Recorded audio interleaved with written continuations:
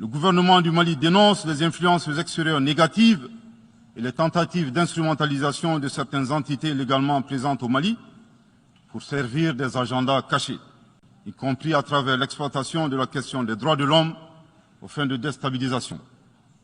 Monsieur le Président, le monde se souviendra qu'après avoir été abandonné en plein vol le 10 juin 2021 par la France, qui a unilatéralement décidé de retirer la force Barkhane du Mali, mon pays a été ensuite poignardé dans le dos par les autorités françaises. La précision est d'autant plus utile que nous refusons tout amalgame avec le peuple français que nous respectons. Les autorités françaises, profondément anti-françaises, pour avoir régné les valeurs morales universelles et trahi le lourd héritage humaniste des philosophes des Lumières, se sont transformées en une junte au service de l'obscurantisme. Je répète, les autorités françaises, profondément anti-françaises, pour avoir régné les valeurs morales universelles et trahi le lourd héritage humaniste des philosophes des Lumières, se sont transformées en une junte au service de l'obscurantisme. Je répète pour une dernière fois.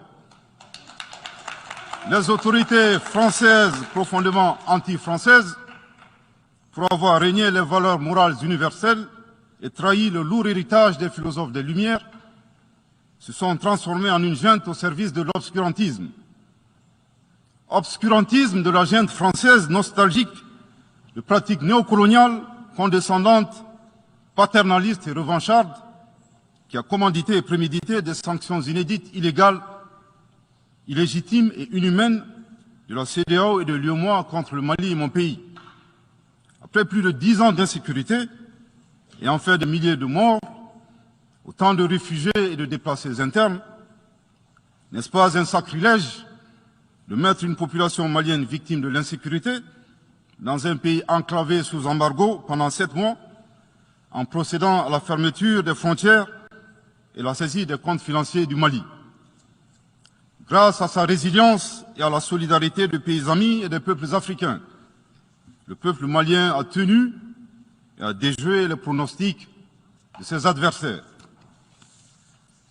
Obscurantisme de la junte française qui s'est rendue coupable d'instrumentalisation des différences ethniques, en oubliant si vite sa responsabilité dans le génocide contre les Tutsis au Rwanda, coupable également de tenter désespérément de diviser les Maliens, enfants d'une même famille. Enfin, obscurantisme de la junte française qui a violé l'espace aérien malien en y faisant voler des vecteurs aériens tels que des drones, des hélicoptères militaires et des avions de chasse plus d'une 50aine de fois, en apportant des renseignements, des armes et munitions aux groupes terroristes. Afin de se donner une bonne conscience, la junte française accuse le Mali de n'avoir pas été reconnaissant en se gargarisant de la mort regrettable de 59 soldats français au Mali lors de diverses opérations de lutte contre le terrorisme. À cette triste accusation, nous rappelons que dans la majorité des interventions d'officiels maliens et des cérémonies, nous rendons systématiquement un hommage à l'ensemble des victimes de l'insécurité au Mali, sans distinction de nationalité, donc y compris les 59 Français décédés. Aussi, nous les invitons à ne pas s'arrêter à si bon chemin et de remonter le temps, en passant par leur intervention en Libye, décriée par toute l'Afrique, sans oublier la participation forcée des milliers d'Africains à la Première et la Seconde Guerre mondiale, sans oublier la traite négrière qui explique le sort économique de beaucoup de pays. Combien d'Africains sont-ils morts pour la France et le monde libre dans lequel nous vivons? Monsieur le Président, eu égard à la gravité des faits commis par la junte française, le Mali, dans sa lettre en date du 15 août 2022, a demandé la tenue d'une réunion d'urgence du Conseil de sécurité des Nations Unies.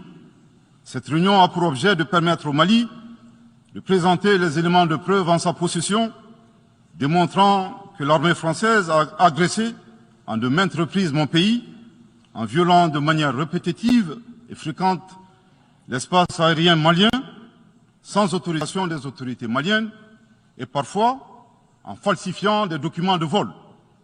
Plus grave, Monsieur le Président, le Mali sera en mesure de prouver que la junte française a fourni des renseignements et des armes à des groupes terroristes. Le gouvernement du Mali s'interroge sur les raisons qui poussent cet État membre du Conseil de sécurité, de surcroît assurant la présidence de cet organe, à faire obstacle au débat en vue de la manifestation de la vérité. Le monde doit être édifié sur les faits graves qui se sont déroulés au Mali et qui sont à la base de l'aggravation de l'insécurité et de la déstabilisation du Mali et du Sahel.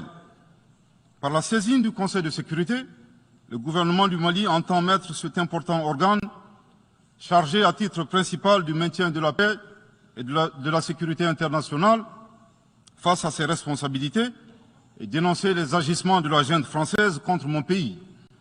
Ces actes hostiles sont incompatibles avec la Charte des Nations Unies et son statut de membre permanent. Il y va de la crédibilité de notre mécanisme commun, de l'efficacité de la lutte contre le terrorisme, mais surtout, il y va de l'intégrité de l'Organisation des Nations Unies, qui repose entre autres sur le respect des engagements internationaux, de la légalité internationale et de la Charte des Nations Unies. Monsieur le Président, il semble opportun pour le Mali de demander votre implication personnelle auprès du Conseil de sécurité des Nations Unies afin que notre demande aboutisse pour que cesse la duplicité et la guerre par procuration imposée à mon pays. Monsieur le Président, dans la lutte contre le terrorisme et l'extrémisme violent, le gouvernement du Mali est fortement interpellé sur la question des droits de l'homme. Je tiens à souligner que les droits de l'homme constituent avant tout des valeurs qu'incarne chaque Malien.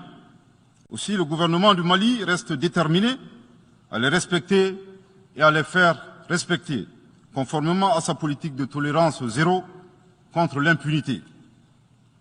Et cela par fidélité à nos valeurs ancestrales inscrites dans la charte de Kouroukanfouga, proclamée en 1236 par l'empereur du Mali, Soundiata Keïta. Le Mali, berceau de grandes civilisations, héritier de grands empires, terre de brassage, d'hospitalité et de tolérance, fait de la promotion et de la défense des droits de l'homme une priorité nationale. Moi, à la place des Maliens, j'aurais relâché ces 49 soldats. Fin de citation. Je voudrais très respectueusement signifier à ce dernier qu'il existe un principe de subsidiarité, d'ailleurs au contour flou entre la CEDEAO et les Nations Unies, non un principe de mimétisme. Également, il est important de lui préciser que le secrétaire général des Nations Unies n'est pas un chef d'État et le président en exercice de la CEDEAO n'est pas un fonctionnaire.